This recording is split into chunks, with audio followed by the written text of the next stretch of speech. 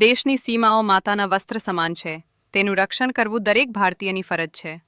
ભીષ્મ પિતામહ. નમસ્કાર દર્શક મિત્રો, સરહદ ન્યૂઝ ચેનલમાં આપનું સ્વાગત છે. હું અનિતા ગોસ્વામી. હવે જોઈએ સમાચાર વિસ્તારથી. અંતરજાલ તાલુકો ગાંધીધામ કચ્છ ખાતે આવેલ પાતાળિયા હનુમાનનું ભવ્ય મંદિર, ગુજરાત રાજ્યનું પ્રથમ મંદિર, આવતી તારીખ 15 ઓગસ્ટથી સંપૂર્ણપણે ડિજિટલ મંદિર બનવા જઈ રહ્યું છે. સાંજે 5 વાગે મંદિર એપ્લિકેશન અને વેબસાઇટ લોન્ચિંગ, 7:30 કલાકે 1008 દીવાઓથી મહાઆરતી અને 8 વાગે દેશભક્તિના ગીતો રંગદે બસંતી રાજુ ઉત્સવની ટીમ સાથે યોજાશે. આ દિવસે સાંજે 5 વાગ્યેથી કાર્યક્રમ ચાલુ થશે. ત્યારે તૈયારીને આખરી ઓપ આપવા તારીખ 8 ઓગસ્ટના સાંજે મીટિંગ મળી હતી અને આખરી ઓપ આપવામાં આવ્યો હતો, જેમાં શંભુભાઈ મ્યાત્રા, રઘુભાઈ આહિર, મ્યાજરભાઈ આહિર, પ્રદીપભાઈ જોશી, રાજુભાઈ ઉત્સવ, તરુણભાઈ સોલંકી, સીતારામ ત્રિવેદી, બળદેવપુરી ગોસ્વામી, ભાવનાબેન રૂપારેલ, હેતલબેન ઓઝા, પારુલબેન સોની, આશાશા ખંડેલવાલ, સોનલબેન ઠક્કર, કોમલબેન ચૌહાણ, અમૃતબેન વાઘેલા સહિતના હાજર રહ્યા હતા. રિપોર્ટ બળદેવપુરી ગોસ્વામી, સરહદ ન્યૂઝ બ્યુરો ચીફ, કચ્છ.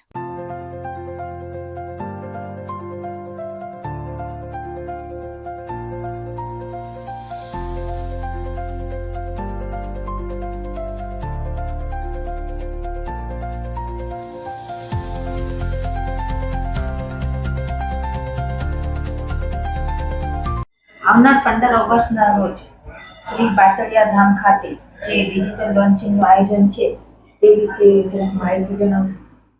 જય સિયારામ. હું રઘુભાઈ આહિર, પાતાળિયા હનુમાનજી મંદિર સેવા ટ્રસ્ટના સેવક. તારીખ 15 ઓગસ્ટ 2026 અને શનિવારના ગુજરાતનું એકમાત્ર સંપૂર્ણ ડિજિટલ મંદિર કહી શકાય એવું પાતાળિયા હનુમાનજી મંદિર બની રહ્યું છે, બનવા જઈ રહ્યું છે. તો આ ડિજિટલ મંદિરમાં મંદિરની તમામ સેવાઓ, તમામ સુવિધાઓ સીધા ભગવાન ભક્ત સુધી પહોંચી શકે એવો અમારો પ્રયાસ છે. તથા 15 ઓગસ્ટના એ ડિજિટલ પ્લેટફોર્મને લોન્ચિંગ કાર્યક્રમ છે. સાંજે 5 વાગે, સાંજે 5થી કરી અને 7 વાગ્યા સુધી એનું ભવ્ય લોન્ચિંગ કરવામાં આવશે.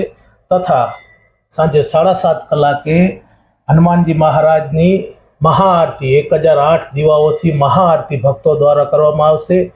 તથા આરતી પશ્ચાત દાદાની ભજનો તથા આપણા જે રાષ્ટ્રગીતો છે, રાષ્ટ્રને સમર્પણ એવા ગીતો છે, એવો કાર્યક્રમ રાખવામાં આવ્યો છે, જેનું તમામ સંચાલન રાજુભાઈ ઉત્સવ એન્ડ ટીમ સંભાળશે.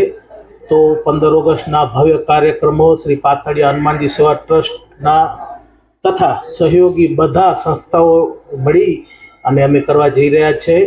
તમે સૌ સહભાગી થાઓ એવા મારા જય સિયારામ.